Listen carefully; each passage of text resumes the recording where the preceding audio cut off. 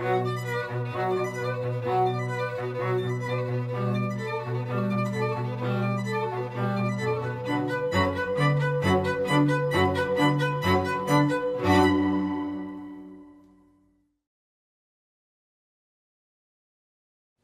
chutes, oui. Oui, alors quelle Rome? Déjà, la Rome occidentale ou la Rome orientale? La Rome orientale, elle tient jusqu'au XVe siècle. Sous des formes modifiées, mais de l'Empire byzantin. Et d'une certaine manière, dans Moscou, dans la mesure où Moscou se veut la troisième Rome, elle tient encore sous Poutine.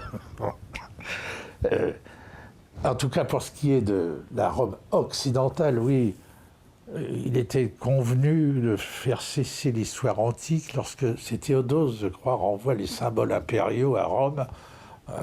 C'est-à-dire quand une monarchie germanique s'affranchit du modèle romain.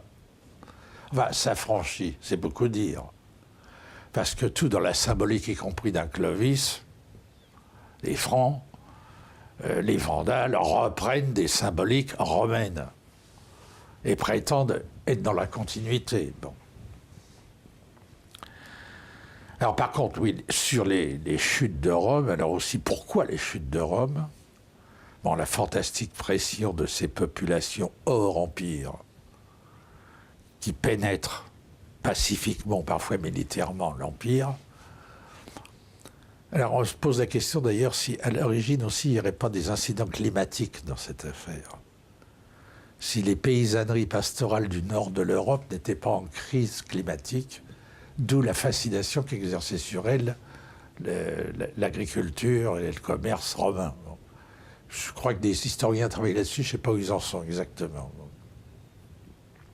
Et puis bah oui, les Chinois ont connu ça avec les Mongols ou les Coréens, les périphériques qui rêvent d'accéder au luxe du centre. Et comme chez les Chinois, le centre qui sait capturer les élites périphériques pour en faire y compris ses propres généraux, voire ses propres empereurs à l'occasion. Souvenons-nous que Constantin était un Gaulois. Un Romain gaulois. Bon. Et qu'il a eu sa révélation, nous dit-on, en Gaule. Et la prise du pouvoir, c'est avec des légions gallo-romaines.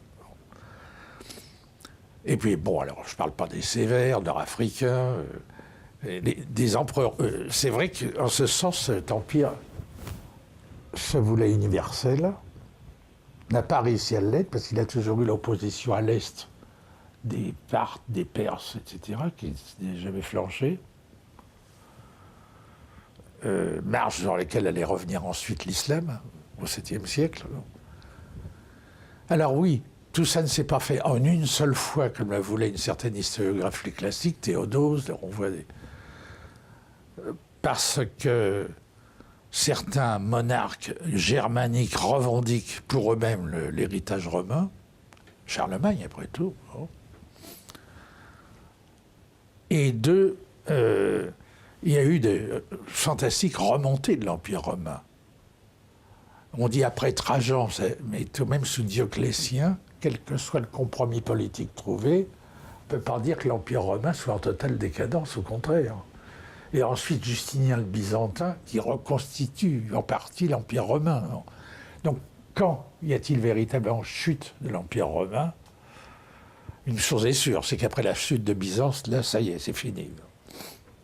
Sauf si on met Moscou dans le coup.